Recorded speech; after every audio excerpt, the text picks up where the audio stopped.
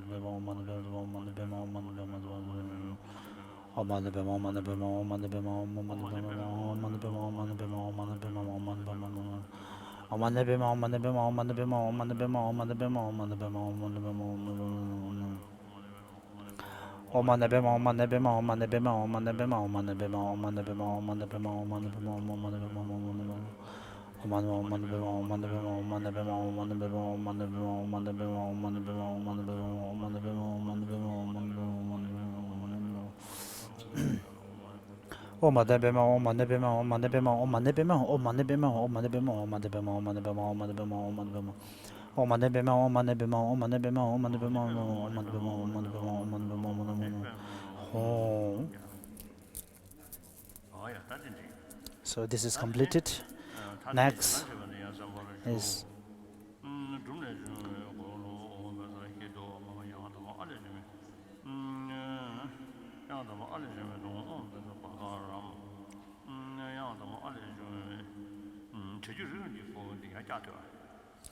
so please erase it.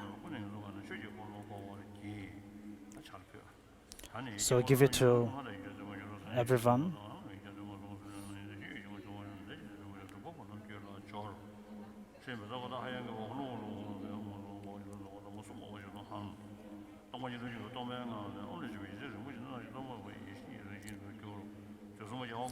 So this is the supportive subsequent permission to establish the auspicious connection to become a universal emperor. Imagine in front you of a wheel. In your right hand a conch, in your left a text from the action tantra class. The wheel is produced from room and the conch from last R, the text from the first R.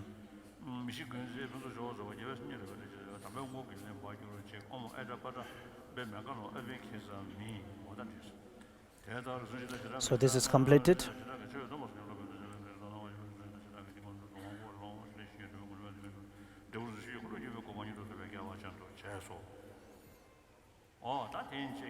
So till here the initiation is completed. So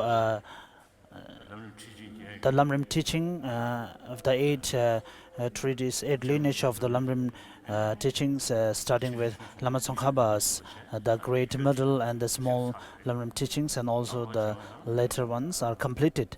And next year, so actually the time and the venue is not decided. Of course, it has to do with my own schedule, as I explained yesterday.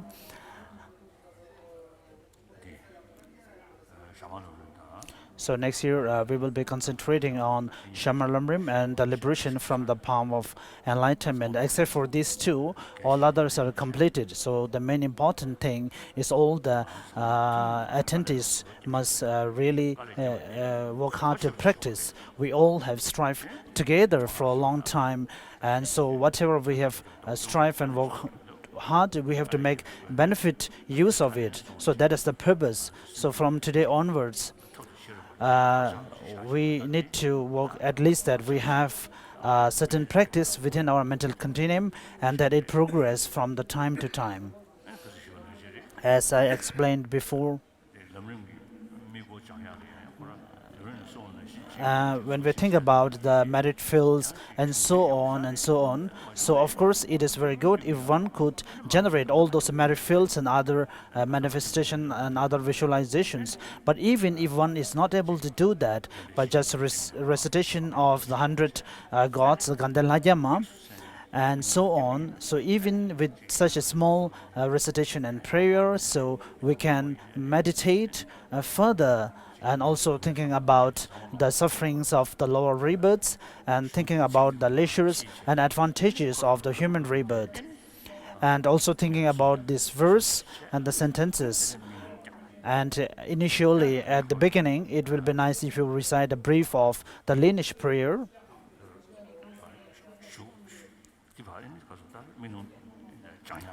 And meditation of about the focus about the objects. So whatever is possible, the remaining ones maybe we can think about quickly. So then if we have so many rituals and very difficult and the vast rituals and recitations, sometimes it's very inconvenient. So whatever what is included in your daily recitation prayers, so you could include your practice a part of that. And even within a one day, we could think in the morning or in the afternoon or before going to bed. So whatever the appropriate time is there, we have to make use of the practice.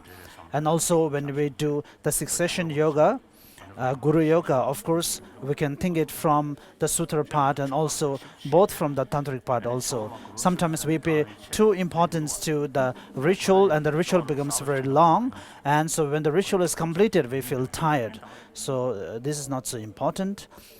The ritual has to be very long. So here, till here is completed. So later after that, we have the conference. So before we have the Mandala offering, and after that directly we will have the so there will be interpretation for a few minutes. We are going down to receive offering. Thank you.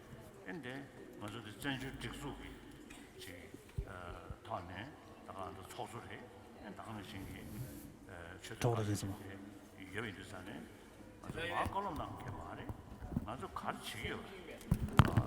디디